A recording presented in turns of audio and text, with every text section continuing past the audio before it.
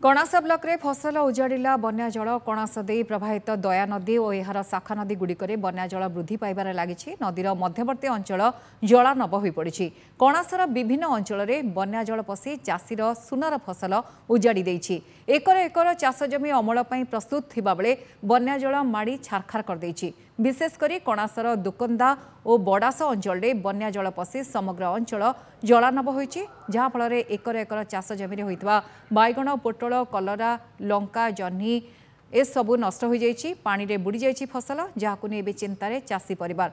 गत सप्ताह तले बन्यार प्रभाव में कणासरे पनीपरिबा फसल नष्ट हो जाइतला आ एबे पुणी बन्या जल चाषीर चिंता को द्विगुणित करछि जहा किछि बर्ती जाइतला पुनर्बार बन्या जल रे ताहा संपूर्ण नष्ट हो जाइछि बोली चाषी अभियोग करछन्ति।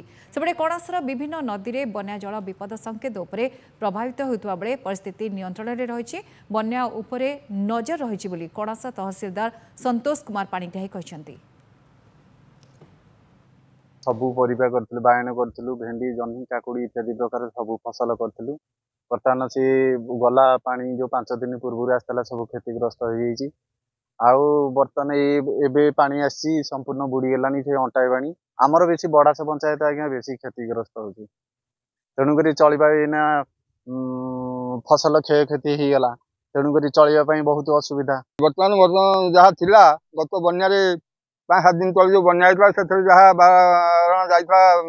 75% जाइला हारी आ जो थिला बर्तमान ये बन्या पुणी 3 फुट पानी अधिक है संपूर्ण गला हारी आम चलिया असुविधा हम कौन कर प्रशासन तरफ कि सरकार तरफ किसी साहाय्य मिलो किसी उपकृत हम ना जुआर जमी धार कर चलू कौन सबू बायण पोटल कलरा जह्नी भेंडी छचिंद्री अमृतभंडा टमाटो लंका पियाज रसुण सबू बीनी सब नष्ट मु करथली 2 एकर खंडे पानी तो माड़ी पुणी छाड़ी पुणी 2 दिन है बुड़ीगला। बर्तमान आमर दयार जो डेंजर लाइन अच्छी 3.99 बर्तमान आम पानी 4.26 रे चली आम डेंजर लाइन क्रॉस कर बट यहाँ गोटे ओल्ड मार्किंग आमर लास्ट टाइम मोर भी एक्सपीरियंस अच्छी अराउंड 5% आमर जाइतिला आमर पांडियाकेरा बड़ास आ दोकंदार किसी पोर्सन बर्तमान चाष जमी जोड़ाक जो स्टार्टिंग करते चाष से पानी रे बुड़िकी अच्छी आउ गत जो 5-6 दिन पूर्व जो आमर अराउंड 6 लाख